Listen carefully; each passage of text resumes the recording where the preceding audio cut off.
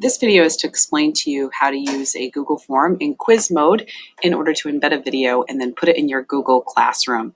The first thing you're going to do once you've already created a video and put it in your YouTube account is you're going to go to the waffle in the upper right corner.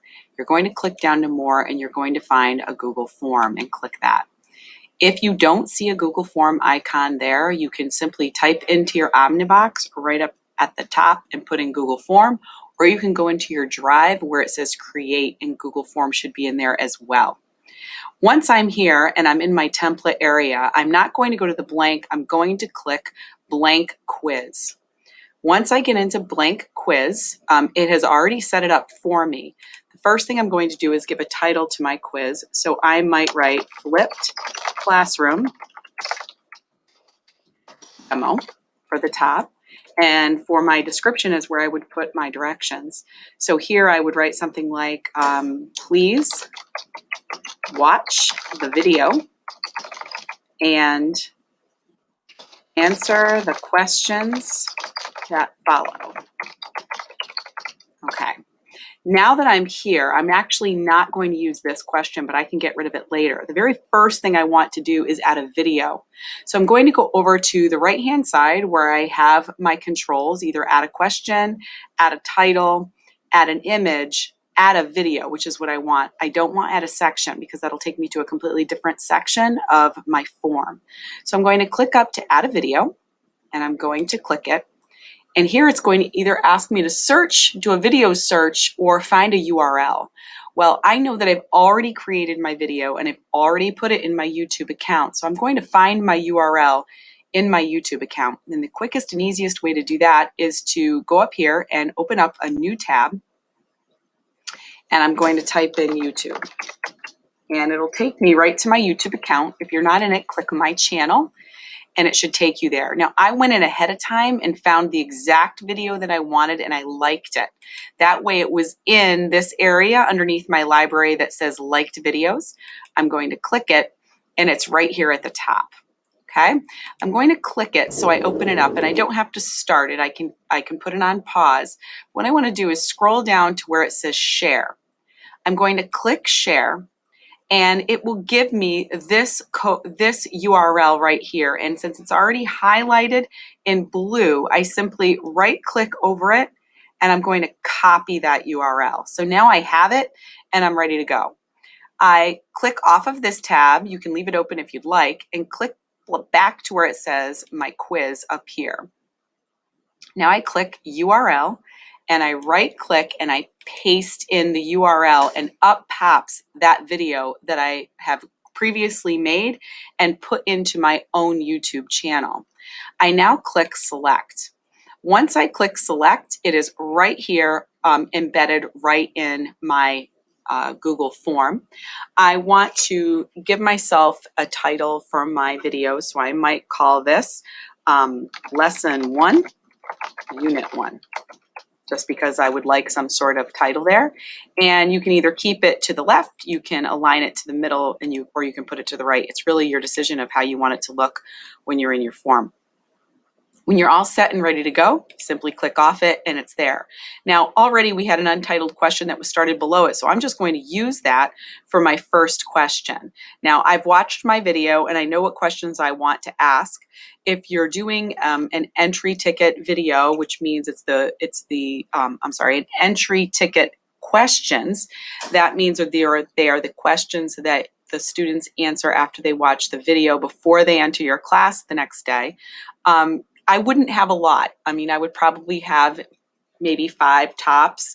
If you need more than that, it's going to take a long time for the kids to finish and it will take them a while to answer to do the video. So keep that in mind as you go. Anywhere between 5 and 8 questions I think would be reasonable. Remember, if you want this to grade it for you, it can only be in multiple choice in true and false. If you would like it to be any other type of response, you have to grade it yourself. So underneath where it says untitled question, this is where I'm going to actually write my question. And I might say, I'm going to think about the video I have in front of me, which is a beginning 3rd grade video. And I'll write, what is another way to write 2 times 3 equals 6?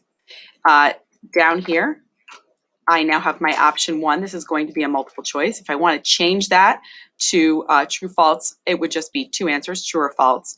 I also have checklist, drop down, short answer, and paragraph. But again, you would have to score those yourself. So I would keep it on multiple choice, and I'm going to give 4 options. I am going to say 2 plus 3 equals 6. I'll go down here to add another option, and I might say 2 groups of 3 equal 6. Here I might say 6 take away 3 equals 2. And down here I might say 2 groups of 6 equal 3. So lots of different ways to do it, and obviously there is only one right answer, which is 2 groups of 3 equals 6.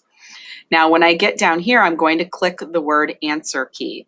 When I click answer key, it's going to take me to the area that I have a little bit more control over how much all of this is worth. So in the upper right hand corner, I can assign it points, so I can keep going as many points as I want. I'm going to make this just a 1-point question. And I'm going to then click the correct answer, which is 2 groups of 3 equals 6, to make sure the right question is there. And then if I want to add answer feedback, I click here. For incorrect answers, I might write try again by watching the video slide 3. It will help. So that just gives them a little bit of a clue, and then go to the correct answers and then just write awesome job and click save. So it'll give them a hint if they get it wrong, and it will give them a little bit of positive feedback if they get it right. So here it is, it's all set. It's explaining how it looks, and I might look at this and say, okay, try again by watching the video slide 3, it will help. Maybe I don't like the way that's worded. I can just hit edit and I can change it again and say try again. Maybe I'll say, I don't like the way that was worded. Watch the video slide 3, it will help. Now I like that better, so I'm going to save it. Continue to look down, and I like the way this looks. My answer's correct. Everything's set. I don't need to edit my question. So I'm all set and ready to go. I can now add another question. So I just click the plus, and this is where I would add a second question to my quick quiz. So as you can see, as you keep going, you just have your title, have your video, add a question, add another question, and keep going until you're done. If you would like the questions to be required, I'm going to go back up to this question just by clicking on it. You can make sure they're required by clicking the required button. So if you make sure that that's over on the right-hand side, the question's required, so the student will not be able to move on unless they answer the question, which is probably a good idea if you really want an exit ticket quiz. So from here, if I want to check it and see what it looks like and see where I want to add it, I'm just going to dump this one because I don't want it. I can go up here to the preview and take a look. And this will show me what the kids will see. So it says flip classroom demo, please watch the video and answer the questions that follow. There's my video. The students would simply click it and they could watch it. And then here is my one question that I added. When the students are done, they simply click submit and you will have the results. So I'm going to X out of that, flip back to my original, which is right here. When the students are done and you want to see how they do, you're going to simply go back right into this original Google form that you made and click responses. And this is where you're going to get all the students' responses. Obviously, there are none in here because nobody has taken my quiz. And then this is also where you would want to create a spreadsheet if you want it in a spreadsheet form.